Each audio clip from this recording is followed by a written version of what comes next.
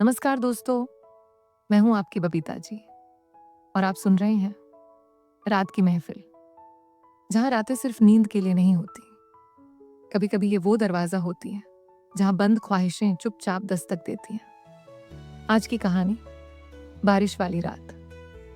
एक ऐसी औरत की है जो भीगती तो बदन से मगर तपती रूह तक है।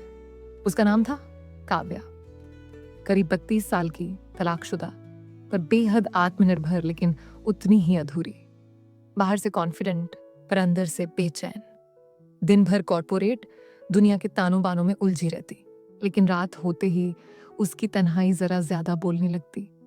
उस दिन ऑफिस में मीटिंग कुछ देर तक खिंच गई थी। शाम के करीब 7 बज चुके थे।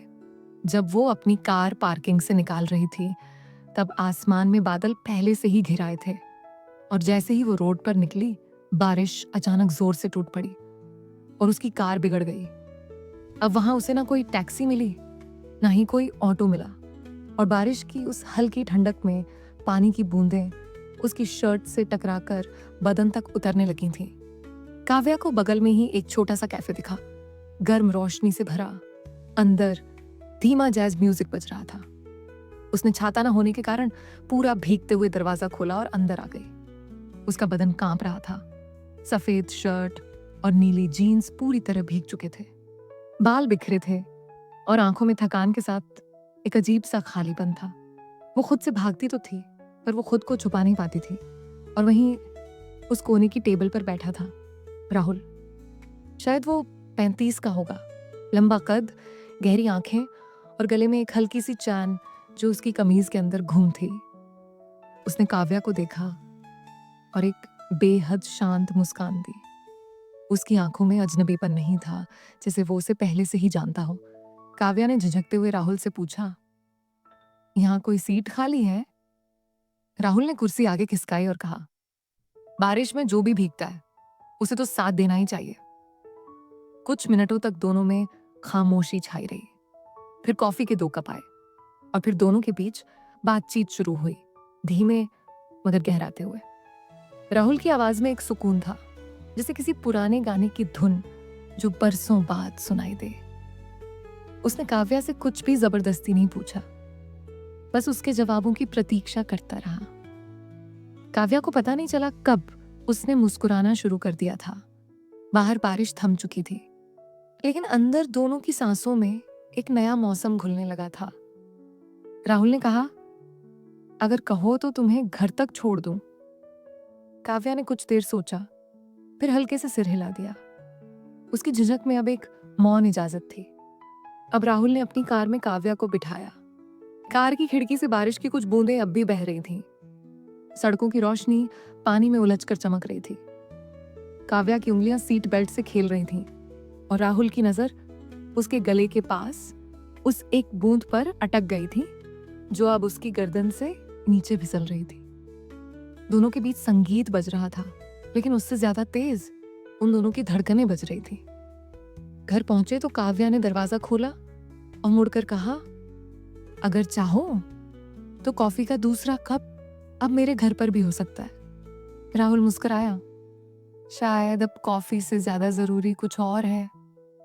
घर का दरवाजा बंद होते ही कमरे की रोशनी धीमी कर दी गई। खिड़कियों पर पर्दे धीरे से सरकाए गए। अंदर हल्की लैवेंडर सी खुशबू थी और बाहर अब भी बूंदें खिड़की पर थपथपा रही थीं। काव्या ने अपनी सफेद शर्ट की 2 बटन खोल दी थी।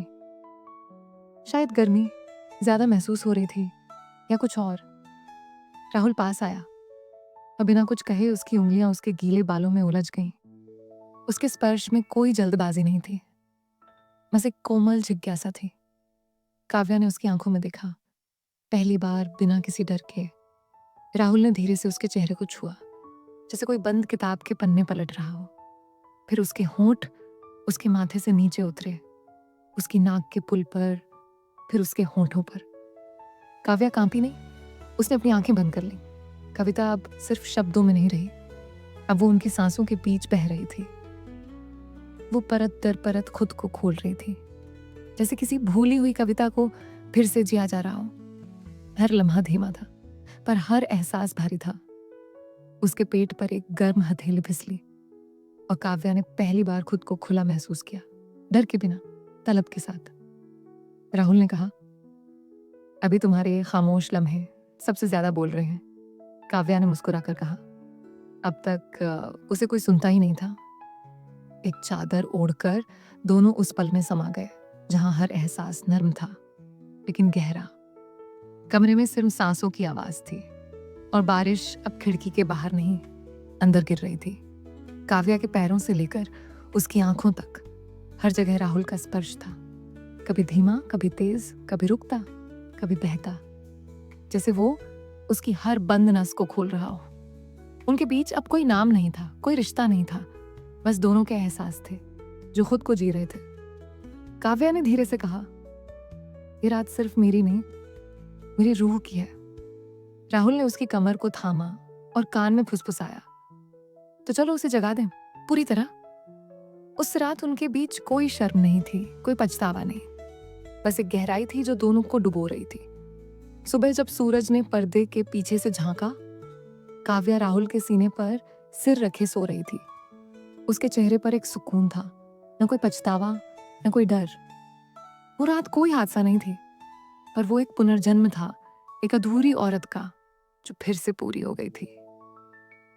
अगर ये कहानी आपकी रूह तक पहुंची हो तो लाइक कीजिए, शेयर कीजिए और अगली रात की महफिल के लिए सब्सक्राइब कीजिए, क्योंकि अगली बार कोई और रात, कोई और कहानी लेकर आपकी बबीता जी फिर लौटेंगी।